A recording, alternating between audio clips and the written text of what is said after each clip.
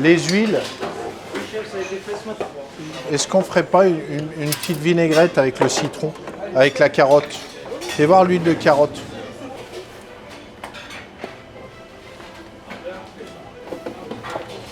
Peut-être pas simplement mettre de l'huile, tu vois, avoir ouais, calamansi et un tout petit peu d'eau pour créer une émulsion stable.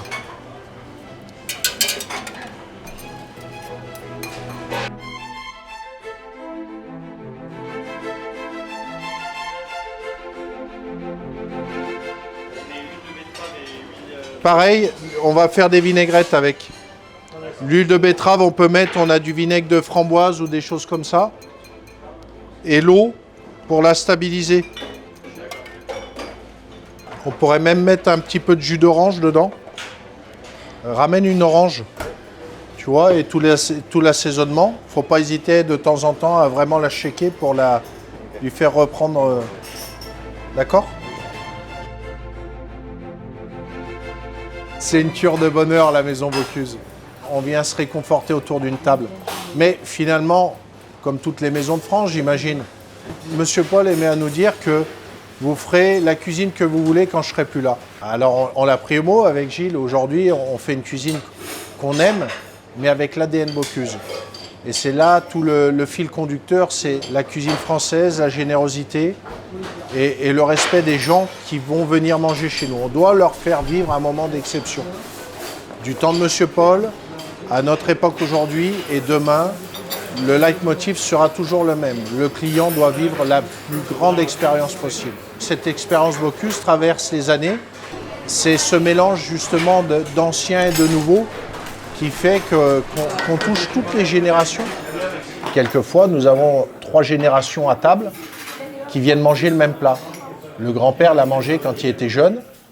Il a amené son fils et le fils amène le grand-père et son petit garçon. Mais si on ne retrouve pas la même émotion, qu'est-ce qui se passe? On a loupé quelque chose. Donc on a des plats comme ça qui ne changent pas et tous les nouveaux plats font appel à la cuisine d'autrefois. Évidemment, amenés sur la table d'aujourd'hui avec de l'élégance, avec des jeux de texture, des choses beaucoup plus allégées. La cuisine française est belle et c'est finalement pas compliqué de la mettre en avant. En fait, la cuisine, c'est comme la mode. C'est cyclique finalement. Aujourd'hui, on a quand même un gros courant de gastronomie où on se retrouve sur des gros basiques, des choses qui avaient été un peu oubliées. On est allé vers la cuisine un peu plus moléculaire. Enfin, il y a finalement toutes ces modes qui changent. Et M. Paul nous disait une phrase, le plus grand changement, c'est de rien changer. Pour autant, on change énormément de choses, mais le ressenti des clients, c'est comme avant. Ça veut dire qu'on n'a pas dénaturé l'expérience Bocuse, on l'amène sur la table en 2024, mais avec des produits différents, des assaisonnements différents, des conjugaisons de produits qu'on n'aurait pas forcément fait il y a 20 ans, qu'aujourd'hui on ose assembler, comme un croissant pur beurre avec un foie gras. On aurait dit ça il y a 20 ans, on nous aurait dit mais vous êtes fous.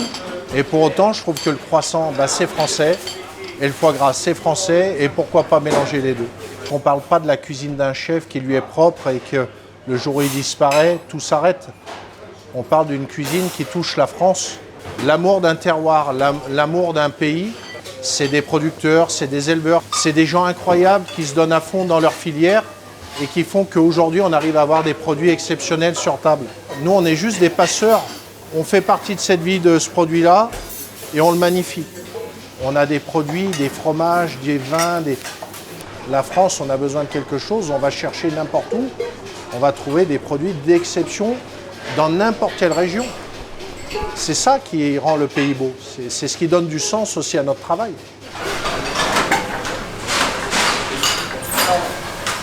S'il vous plaît, est-ce que quelqu'un a mis un coup de balai en cuisine, s'il vous plaît? Allez, les placards à fermer, un coup de balai en cuisine, la poubelle à vider, s'il vous plaît. Allez, on met la cuisine en place et après on continue les mises en place. Attends, va doucement. Allez. Tiens, Miss Tinguette, prends celle-ci. Je te montre avec ça. Tu vas venir comme ça. Ce qui fait qu'une fois que tu es là, regarde, tu appuies sur ta spatule et ça s'en va tout seul. C'est ce que c'est ça? Un couteau pour faire de la peinture. Alors, décale tes assiettes, tu la mets pas. Tout ce qui te paraît pas bien, tu demandes toujours, tu mets pas. Est-ce que tu aimerais l'avoir sur la table? Non. Ah voilà. Appuie. T'as vu?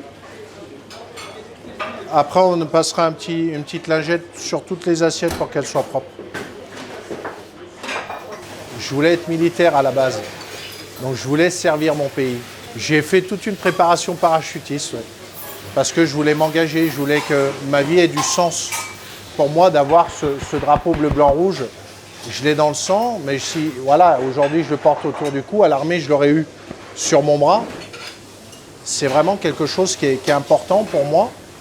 Je suis fier des valeurs de ce pays, je suis fier de tout ce que ce pays apporte. Je n'ai pas fait ce métier pour différentes raisons, parce que voilà, la vie a fait que. La cuisine, je suis tombé dedans parce qu'il fallait se nourrir, il fallait avoir un métier dans les mains. Et c'est petit à petit que j'ai commencé à comprendre les choses. Et finalement, la rencontre de M. Paul m'a fait découvrir une maison, cette maison, où j'ai trouvé finalement beaucoup de sens. On a tous quelqu'un à un moment donné qui va nous donner envie de se dépasser, envie de devenir comme lui, le mentor. Je lui dois beaucoup. Paul Bocuse, il m'a fait comprendre certaines choses et surtout il m'a fait confiance de continuer l'histoire avec toutes ses équipes. Et ça, c'est incroyable. Allez, tu peux te mettre avec lui, tu fais la même chose. Tu te mets en face, ma pince. Pickles, tu crois qu'elle n'est pas capable de faire ça? Alors, tu lui mets une plaque en face et tu fais exactement, regarde une assiette et tu me reproduis la même assiette. Ouais, rien de compliqué.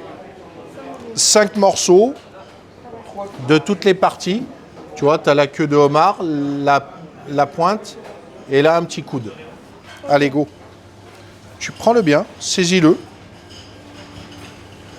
Passe par-dessous, là, et tu le déposes à un endroit précis, tu ne le retouches plus après. Parfait. Être un bon cuisinier, il faut être travailleur, il faut de la sensibilité. Si on n'a pas un minimum de sensibilité, on n'arrivera pas à transmettre des choses.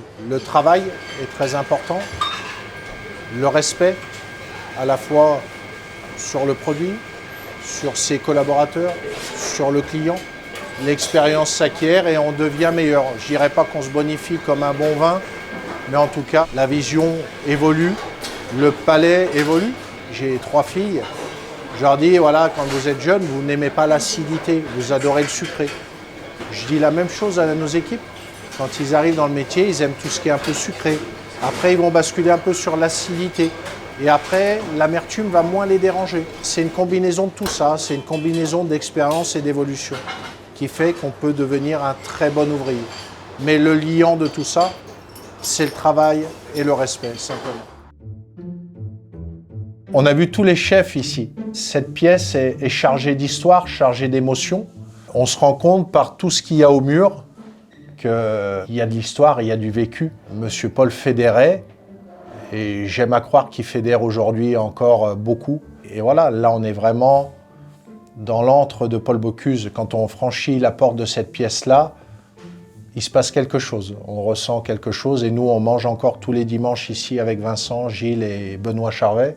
Qui était votre tradition à l'époque? Mais on la perpétue, vous savez, une maison de tradition, on ne change pas les codes. Et Dieu que c'est bon de venir ici. Et des fois, on déguste des plats qu'on imagine pour la nouvelle carte. Et on se dit, mais il aurait dit quoi, Monsieur Paul? Et là, bah, on plaisante, on rigole, ou alors il aurait aimé, pas aimé, mais est-ce qu'aujourd'hui... Et on en discute, on se remémore des anecdotes.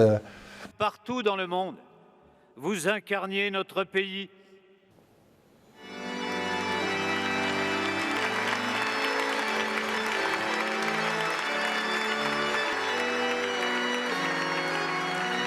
Monsieur Paul était solaire.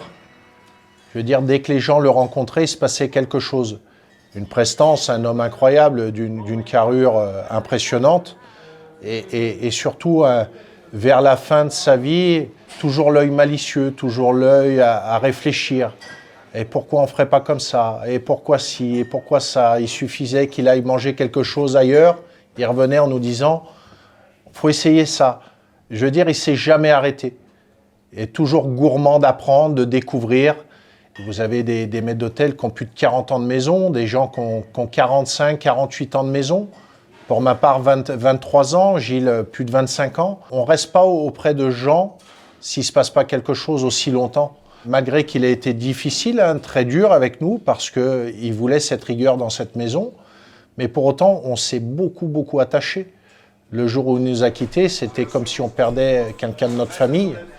Et voilà. Et bien avant, il nous avait, avec Gilles, Vincent Leroux, il avait tout fait pour que cette maison ne s'arrête pas. Ce que nous avons constaté, ce que nos inspecteurs ont noté, c'est qu'il y a évidemment une évolution en cours de cette table qui est menée par cette nouvelle équipe, qui fait bouger les lignes, qui introduit ses propres créations à la carte du restaurant. Et il y a aussi des choses qui nécessitent encore d'être calées. Je me souviens où j'étais.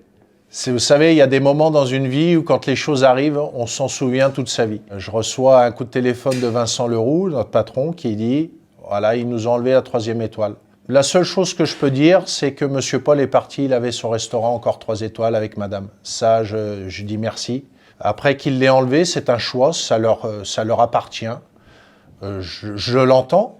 On ne peut pas vivre avec le Michelin toute une vie et quand tout va bien, et quand tout va mal, dire que c'est pas bien et qu'ils ont fait des choix qui ne nous conviennent pas. J'avouerai qu'après cette perte d'étoiles, on a eu à peu près 6 mois avec Gilles et Vincent de remise en question, de réflexion. On était un peu perdus, on avait perdu notre guide et M. Paul, voilà. Après, est-ce qu'aujourd'hui le restaurant s'en porte plus mal? Est-ce que ça ne nous a pas enlevé un peu de poids sur les épaules? J'aimerais vous dire que les équipes travaillent comme s'il y en avait 3. Si ça revient, vous savez quoi, je serais peut-être heureux pour les équipes, pour leur montrer que l'exigence qu'on leur a donnée, qu'on leur fait avoir tous les jours dans l'assaisonnement, dans le dressage, bah peut-être que le guide Michelin va le reconnaître, mais ce n'est pas ce qu'on va rechercher. Non, le plaisir motivera toujours et l'envie de faire plaisir à notre client motivera toujours notre façon de travailler. Ce qu'on veut, c'est une salle vivante.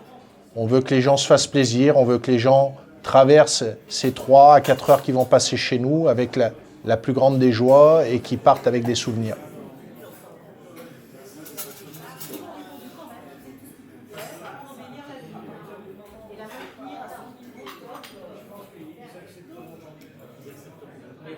Travailler dans une maison centenaire, c'est pas permis à tout le monde quand même.